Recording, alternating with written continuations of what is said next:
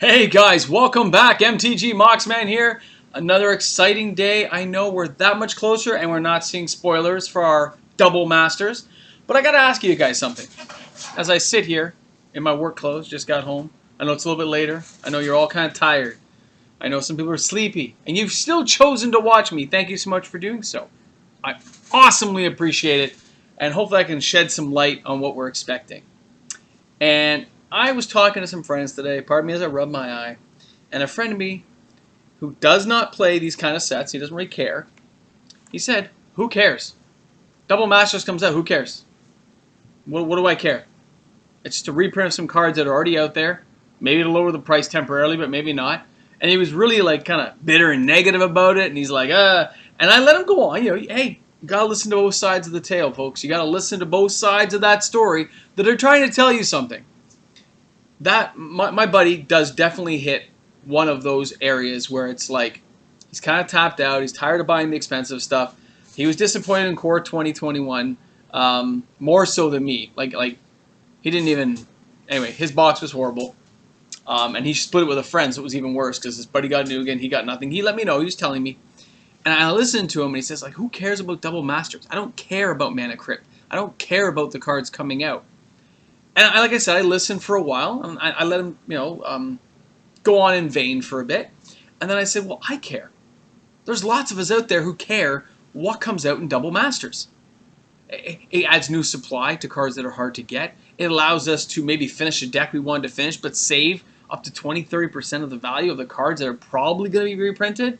And since we don't know, this is actually spiking a lot of our interest in what they possibly could put in because we're only like 3 weeks away from release. Oh, sorry, 3 and 4 days or something, 5 days from release date. And, for a lot of us, that's kind of like, wow, man, this is one of those exciting times because usually Wizards spoils this stuff ahead of time. And it's like my taste buds are building up to like, I really wonder what's in there. I'm really starting to like get it going. And I tried to explain that to my buddy. And, again, he listened back to me, but I'll tell you right now, he wasn't hearing me. He was going on about wallet fatigue, greedy wizards, and I said, look, you don't have to buy the product. You're right, you don't have to buy it. But he said, yeah, but you're going to buy it. I said, yeah, I'm going to buy a box. I already bought a box. And yeah, I'm going to open it. I'm going to open it on this channel. We're going to open a box of Double Masters the first weekend I get it. I'm excited about cracking it with you guys. I'm hoping I have lots of people tuning in. I mean, guys, we are gaining quite a few subscribers. Oh, and if you're new to the channel and you just heard this content for the first time, please make sure to hit subscribe. And if you're one of our newer people who's joined, please have your friends come over and join us. The more people we have to chat with, the better it is. And as my friend would say, he goes, yeah, he gets it. But he's still not going to buy. And like I said, you don't have to buy. I said, Charles, you don't have to buy, buddy. You can relax. You don't have to buy these cards. You can just let it go and relax. Now, he had a real hard time with that. He was kind of going on about how people like me are buying it. It's out of his price range, and that's not fair. And I understand to some people that seems like it's not fair. But nobody said you have to be rich to play Magic. You could walk in with $5 and build a deck. It may not be the deck you want, but you can play this game for literally $5. You can build a fun little deck. You can probably build a couple of decks if you ask the store. They have promo decks they give out sometimes. You can amass a collection of just mediocre popper cards, I told him. But, of course, he wants to play with the big cards. He wants to play with the awesome stuff. He wants to be blown away by Magic, just like I am. And that's where he has the hard time. He doesn't want to spend thousands of dollars a year getting the cards. I keep trying to bring to his point. You don't have to. You can pick up some of the cards that are going to tank in price. You could just budget $20 a month, but build up to something. And to me, it seemed by the end of that conversation, it was kind of like a little bit of, and I mean, he's on the channel, he listens to me. A little bit of jealousy, maybe, right? A little bit. We discussed that, like, I'm very good at saving my money. I'm very good at keeping my stuff together so it doesn't get me too bad when I'm trying to buy stuff. And I budget and save. And I don't have coffees out, man. You know that. I don't eat out a lot. I keep my money at home. That way if I decide to buy these things, I am able to buy it. So, although he thinks that this set is way overpriced and although we can't agree on if the product should be good or not, is it worth it? I'll tell you right now, guys, it's worth it to me. I would not normally buy this set. If you guys look back on my videos a month and a half, 2 months ago, I said if enough people on this channel said they wanted me to crack a box, I would crack one box. This is not normally a product that I go out and seek out and buy a case of. I don't normally. It is a very expensive product, and it has to like double in value before I could sell it. So with all the eBay fees and stuff, that'd be too pricey. But I am so excited to see what cards could be in there, because there's so many sets they can draw from. I don't know. It's kind of got me that Christmas feeling where I really want to know what's going to be in there, and I really want to just go at it and see. So to me, it's worth it. And hopefully to you guys watching this channel, it's worth it to crack a box, to crack a few packs with some friends, draft out a little bit. Why not? Like, you go to a movie, it costs you $50. You do a takeout pizza and pop and stuff, it's $50. You could save that and buy half a box right there, or a third of a box. So before you decide if it's not worth it, guys, or is worth it, you argue with your friends about prices and Wizards overcharging. Yeah, they're overcharging. It's cardboard. But it's cardboard that has value. It has value to us as players, has value to other people out there. That's why these cards go for so much money. It is crazy sometimes to realize the value of some of the things that we're buying. So I keep thinking about Double Masters, and I'm telling you, I'm getting more and more excited every day. Blightsteel Colossus, it's a great card. Mana Crypt, great card. Now, if that was the best cards in the set when the spoilers come out, will I be disappointed? Hell yeah. I need more than just that to get me to buy an expensive box like that. A Mana Crypt is not going to do it because you're not going to get one in every box. I guarantee it. They got to have some other heavy hitters or some variants or other cool cards in there to really draw some value to players to be charging $400 a box. That is a very large chunk of change for people to afford. I think it's 400 Canadian. Maybe it's more than that here now. Right? With the pre-releases all done. And stores have to buy it ahead of time. So they're kind of taking on faith too, right? So they thought it was worth it. I think it's worth it. Let me know what you guys think. Do you think it is worth it to have this set, to buy it? Are you planning on buying some? I want to know. So I can show my buddy on this channel here, and when he looks in tomorrow, he says, hey, I want to know. Guys, I want comments. Do you plan on buying some packs? Are you splitting a box with a buddy? Are you getting a couple of boxes? Are you a wealthier person who can afford to buy a case? Maybe you're splitting a case. I'm just curious to know what other people are doing with their money towards Double Masters. So spoilers are going to come. We're going to talk about them as soon as they hit the air. But I want to know, is it worth it to you? Do you guys think it's worth it to have this as a product in your house? To play with your friends? For the excitement, the thrill of cracking packs? Because I'll tell you right now, even though I got hammered in that Core 2021, I was still thrilled opening that box, hoping every pack would be a Teferi. I was like, and then when I got my where's that box? The collector, and I opened that, and I got 3 Teferis. If you haven't watched that video, go back and watch it. Watch my collector booster box opening. This was crazy. I got some good stuff in that box, guys. Okay? So please watch that video if you haven't watched it. That was awesome. And I like to know what you guys think of those packs. What you guys think when you open your packs. I don't know if you've noticed, guys. I really answer back fast when I see what you guys have opened in your stuff. I want to know, right? So it's pretty thrilling. So I just wanted to talk about that briefly. That I know some people, some of your friends might say it's not worth it, and they may be having issues justifying the price. I myself, I'm kind of torn with the idea of the price costing so much. But I am getting a box for you guys, really. Okay? I'm opening it for you. It's not a box I normally buy a lot of. I may have cracked one by myself, or some packs at least. But buying a box straight out is not my normal deal. I usually go for standard sets, like I'm going to be buying Zendikar. At the end of this year, anyway, I use like money back. I'll go into another video about that. But I go into money back on my credit card, and I use that to buy more expensive boxes. Things are kind of already done their run. Like maybe I'll buy some more Dominaria this year, and I'll get some boxes of that. So that'll be kind of fun and kind of spicy, right? So anyway, just wanted to touch base on that, see what you guys think. Now, at the end of this video, if you choose to keep watching past this, I'm going to attach a couple of arena matches on a deck I've been working on. It does play very well. A couple of cards are going to cycle out, and I'll have to find replacements. I'm not going to spoil it for you if you watch this far in the video, but I am going to put that one on next. I'm going to attach it to this video, and I'll just let it go. Like, it'll probably only be one match or so, I think, on the time we're doing now. I don't like my videos going too long, but I do appreciate people taking the time to watch, and I want to thank you guys for being there and commenting so vigorously right now in the channel. I'm seeing a lot of comments, a lot of good stuff. Love chatting with you guys. I know a lot of the other bigger YouTube guys don't do too much of it. I find it's part of the fun of just being able to touch base with people and see what they're thinking, because I value people's opinions. We don't always have to agree on stuff, guys, but it is a lot of fun to have that debate on which decks work best, which cards they like, which cards they don't. I'm big on colorless, and Mox Amber rules. Don't challenge me on that. Alright guys, thank you so much for tuning in. This is MTG Moxman. I'm out of here. If you're new to the channel, thank you so much for subscribing. I really appreciate it. I do have a couple people I thought I would shout out at the end of this part of the video.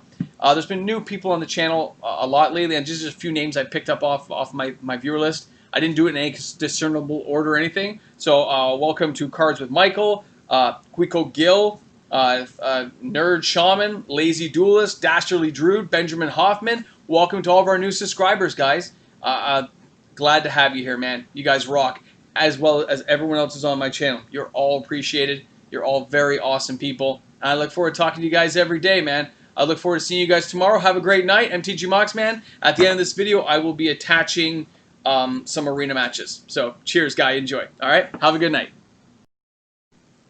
Alright guys, welcome back. MTG Moxman here. This is an attachment video. Just going to show off a deck I've been working on. For those of you who like seeing my arena stuff, I'm putting at the end of my daily video today, just for those who choose to keep watching and see what I've been working on.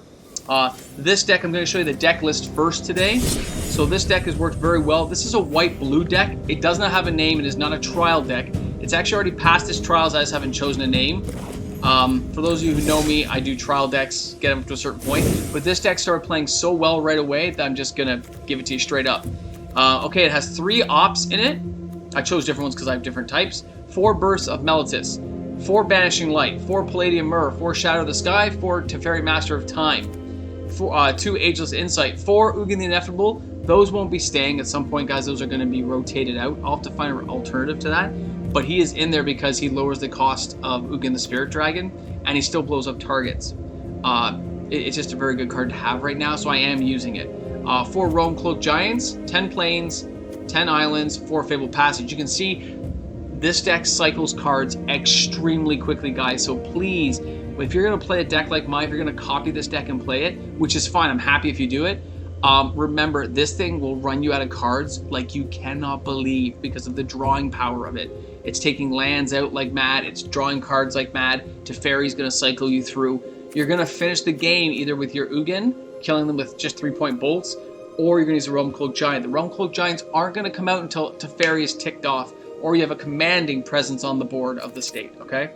Board of the state, get it? Alright. So let's get to this. We're going to go ahead and play a match here. We're going to see how we go. I'm going to put the sound back on. I don't think this will cause an echo effect. I'm a little concerned now doing it. But I'm going to do it. I'm going to lower it down, because I'm not sure how it's going to play with that sound on the echo.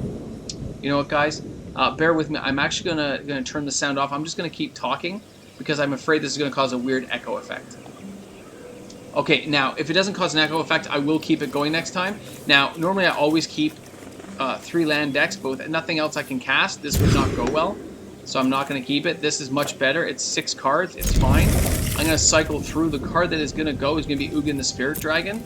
I have no chance of casting him anytime soon. Fabled Passage is your first drop, because it's going to let you go and get another Plains. Normally I don't keep 2 land drops, but I'm going to have a 3rd because of the Burst of Meletis. He's not going to be able to counter on turn 1. He goes ahead, he's going to draw. Let's see what I'm playing against. Mr. Metal Sword. Like I said, my deck has played very well against what I've been doing. I did lose to a red deck the other day, but not significantly. He actually barely got me. He was using that veto combo again, and again, that'll cycle out too. But right now, this has been going well. Now, I do not like the fact right now I don't have blue. That does worry me, but he can't do too much with just that guy right now. Let's hope he doesn't get too scary out. Not drawing a land is bad. I was really hoping I was going to crack something there.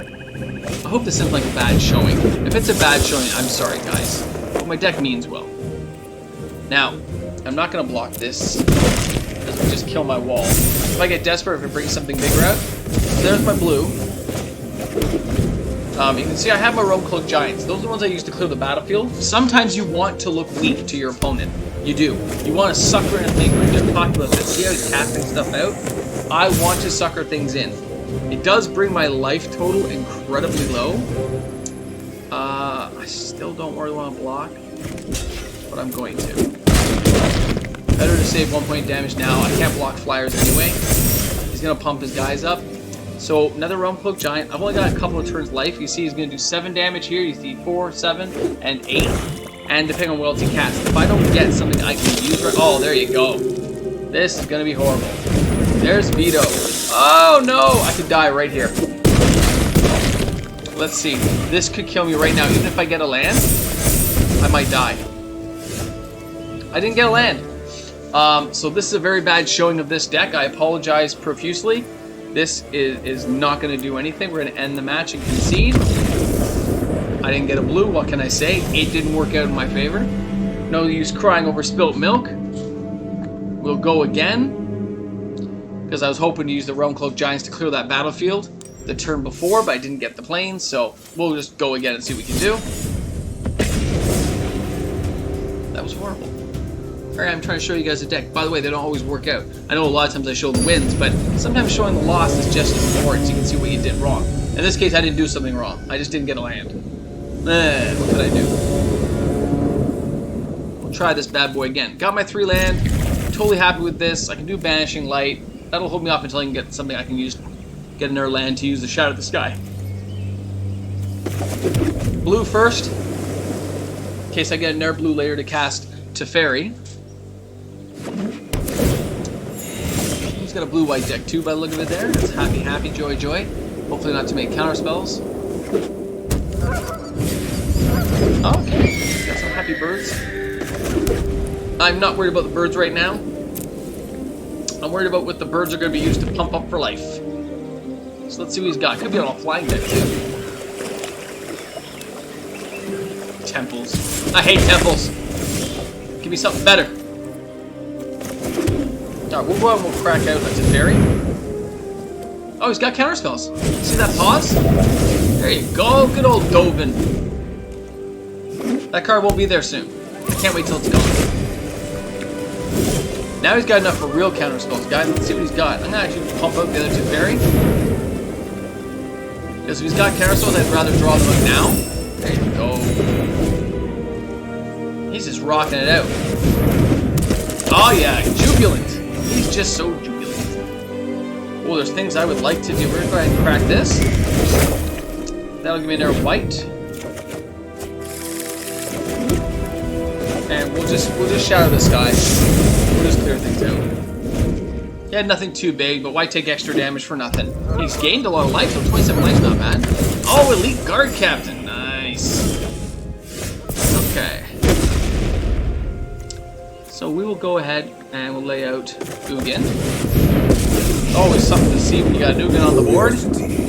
I don't know why he tapped himself out unless he didn't have anything else to cast. There you go.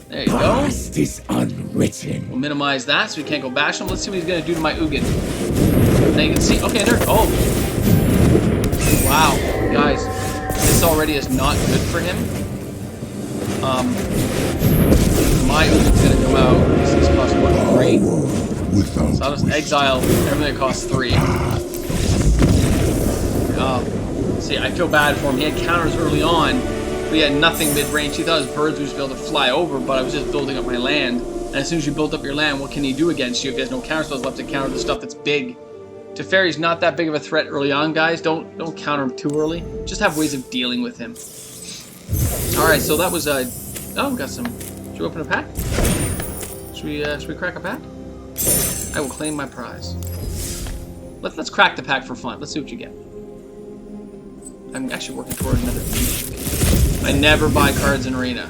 If I can't grind it out, what's the point? Come on, come on. Ah, it's a temple! And that's because I said I don't want any temples. Temple. Too many temples in my life. And I don't worship at any of them. Alright, so this is the third game of this deck series. We are at... Oh, I have time. Yeah, we're doing pretty... These are fast matches, actually. So we're doing okay, guys. We're doing okay. Just remember, you should know what's in your deck. See, I don't really like this one. But I do like the Palladium Murs. I am going to keep it. You know what? You know what? That just kills me. I just said I don't keep the 3 deck lands. And I may have just been suckered into something really good, and I shouldn't have done it. Hopefully he has a bad hand too. Usually when you see 2 land, they've got 2 land. We're gonna go to blue. Because I want to be able to use those ops, hopefully to find me land. I'm just thinking if I can get the 3 land, the Palladium Merge will pump out mana for me. That's what we got. Lucky blue. Oh, okay, he's got a duplicating deck, that's fine. We're gonna go here. Opt. And if it's not a land, oh, see? Birth of Meltis gets me a land. I'm cool with that. I'm cool like that. So let's see what he's got. Blue, right. Clovers are there from Eldraine. Green, he's got the Innkeeper. Maybe an Innkeeper? Not an Innkeeper yet? Bet you there's a Questing Beast in there. Hey, it's a Giant Stomp and he's duplicating it. Oh, oh. That's not very nice. I think he'd be friendlier. Alright, we'll go ahead and put the Birth out. I wish I'd saved it, but it's okay. We've got our land. See, I thought originally I had a Lurrus in this deck, so you can get back the Births, just to get the extra 2 life every other turn, and gain life with Lurrus. But it just didn't really fit with what I was trying to do, so I did cut it out. I didn't bother doing it. You know, don't sweat it, guys. You can always take this deck idea and put variations of it in your game, okay? Don't stress. Okay, I've got a wall. I'm gonna go with a bird. Just because I can do so much with the extra mana. He's probably gonna bolt it or something, but I gotta try, right? For all I know, he also has an Ember Cleave somewhere in there, just to give me a hard time. Wouldn't be surprised. Ember Cleave? No? Ember Cleave? Maybe? Something bigger? Big dragon? You got a dragon. Come on. What do you got?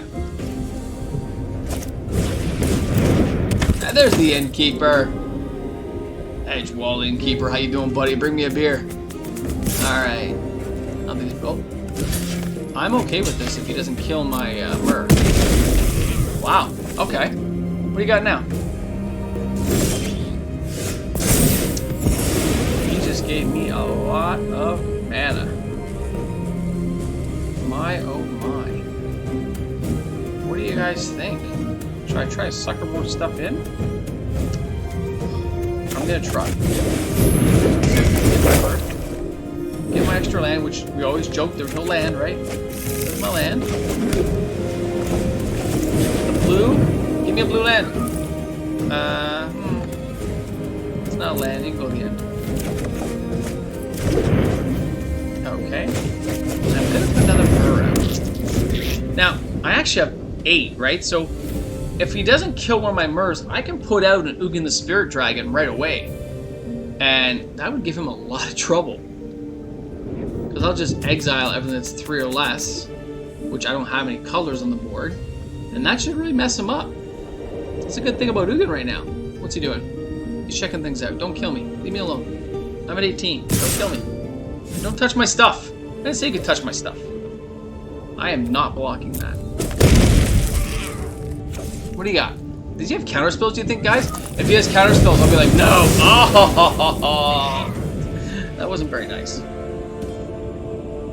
He knew I had something coming. It's okay.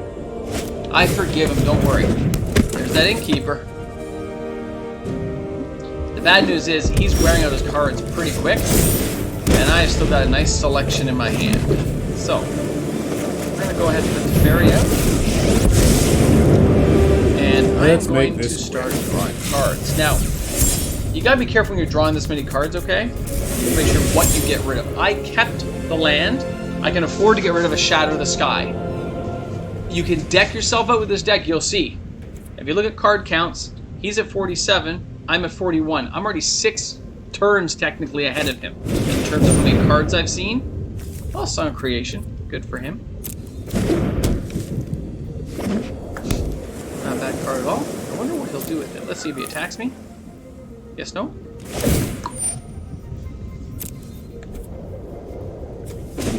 Okay, I will go ahead and draw a card. And then I will discard a card, which is fine. I'm going to discard Plains. I draw another card. I lay a land. Bring out Ugin. So now he's in some real trouble. Don't be surprised if he quits soon. He doesn't have as much stuff as I do. And I have a lot of card advantage right now with what I'm drawing. So now you'll see, he's at 46, I'm at 38. I'm now 8 cards. I'm just cycling through, guys. I'm gaining cards every turn. I'm seeing more things than him. See, now he's gonna make me flip things. That's not very nice.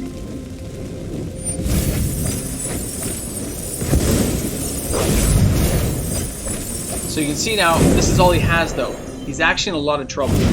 I have Ugin coming out. I've got all kinds of cards coming out, and what do you do now? Yay! And he laid a land. Not good for him. I'll go ahead and draw a card, discard a card. I don't need the bird, so I can go. He's not going to bother attacking me. And there's my turn. So, with all my wonderful, amazing things, Ugin the Spirit Dragon will come out. I will do an opportunity to act rashly. 1 or less, which is kind of weird, but let's just get his stuff out of the way. I will manifest from the top of my deck, you can see. Getting some cards going, it's advantage. You can see I'm leading across the board in what he can do. Another Ugin, which I don't need, so I'll discard that Ugin.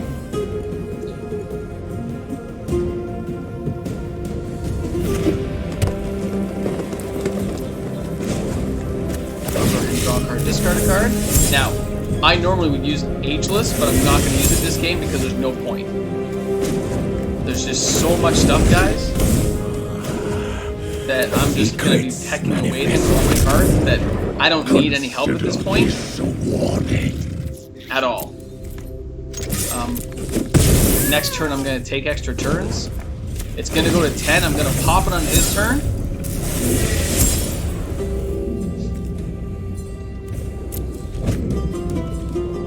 So you can see I've reached 10 for my maximum power for Teferi. I kept things very level with his doubling power, what he did to me earlier on. He still used the Wrath to wipe all my stuff out, but it was okay. Now he is going to do all kinds of awesome stuff and get mana, I guess. Draw a card. That's what he's trying to do. Yeah, he has 2 mana. Then he plays it. He's going to draw a card.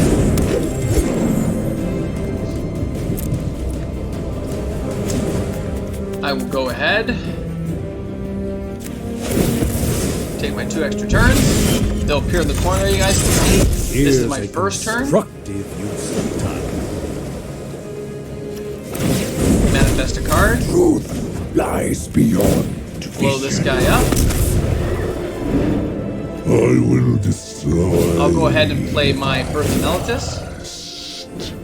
That's going to allow me to get an extra land out, just because I know I have such a lead now. Out, you see, 19 cards to 43, guys. There is a massive difference in what we're doing. I'll go ahead and beat him down on this turn. I will end my turn, take my next turn. -10. I'm going to draw 7 new cards with 7 permanents into play. 1, 2, 3, 4, 5, 6, 7. Knock some stuff out. I still have a turn after this. I bring out my next Ugin. Ugin comes out. Ugin hits for 3. Manifest the top card. You see I'm down to 11 cards, guys. It decks out huge. So you gotta pay attention to what you're doing, and that's game. So I still have a turn left, as you can see, but this deck works very well. I'm glad you guys got to see a match. Hope you enjoyed it. I hope you stuck around for all 3. Thank you so much for tuning in. This is MTG Moxman. Hope you guys appreciated the match. Last overview of the deck, just to make sure you guys saw everything. It's taking forever to load the server. Actually, actually, you guys can just go back and pause this after and take a look at the deck setup at the beginning and make any changes you need to make. I hope you guys enjoyed the deck. Please make sure you leave comments at the end of the video. Thanks a lot, guys. Cheers.